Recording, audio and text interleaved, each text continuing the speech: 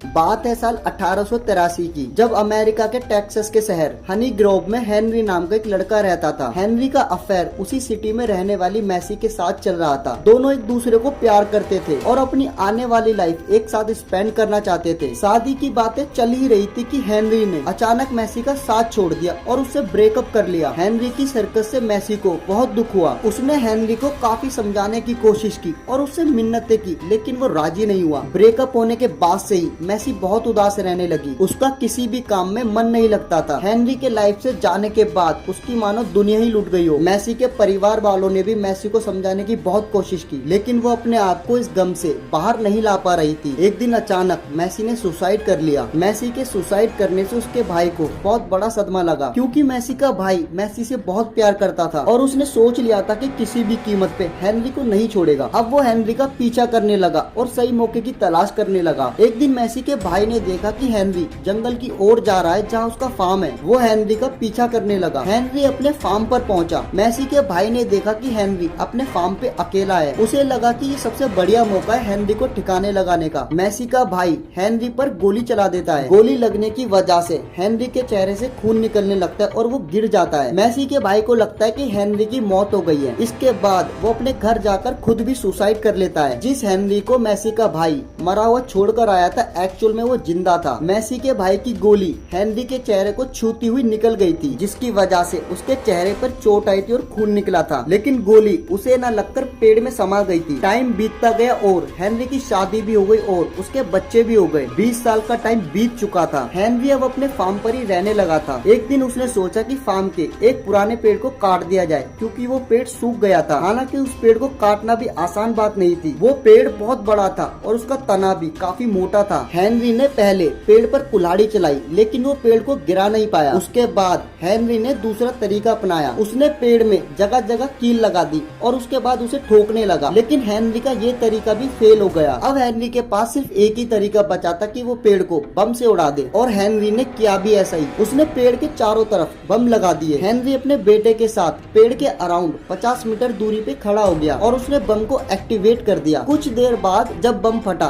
और तेज धमाका हुआ और इस धमाके के साथ ही हेनरी जमीन पर गिर गया और उसके सिर से खून बहने लगा। हेनरी के बेटे ने हेनरी को देखा और वो बुरी तरह घबरा गया और उसे तुरंत हॉस्पिटल लेके भागा। वहाँ पता चला कि हेनरी की मौत गोली लगने से हुई है, लेकिन सवाल ये था कि वो गोली कहाँ से आई जो हेनरी के सिर में लग गई थी। एक्चुअली 20 साल पहले जो मैसी के भाई ने गोली चलाई थी वो पेड़ में जाकर समा गई थी। जब हेनरी ने पेड़ में बम लगाए और बम जब फूटे तो बम के धमाकों की वजह से वो गोली बाहर निकली और 20 साल बाद हेनरी उसी गोली का शिकार बन गया जो 20 साल पहले उसकी जान लेने के लिए चलाई गई थी। इस स्टोरी को लेके भी कई थॉट्स हैं। बहुत से लोग इसे झूठी कहानी बताते हैं। इस कहानी को झूठा कहने वालों के अकॉर्डिंग हनी ग्रोव शहर में हेनरी और मैसी के बारे में कोई नहीं जानता, ना ही इस इंसिडेंट की कोई डेट है। हनी ग्रोव तो क्या, अमेरिका के किसी भी शहर या किसी भी राज्य में इस वारदात का कोई जिक्र नहीं है। सबसे पहले ये खबर 24 मार्च 1905 में एक अखबार जैक्सन में छापी गई थी। इस खबर को बाकी भी कई अखबारों ने उठाया और अपने यहाँ छापा। 1905 के बाद ये स्टोरी अखबारों से गायब हो गई। करीब 10 साल बाद 1913 में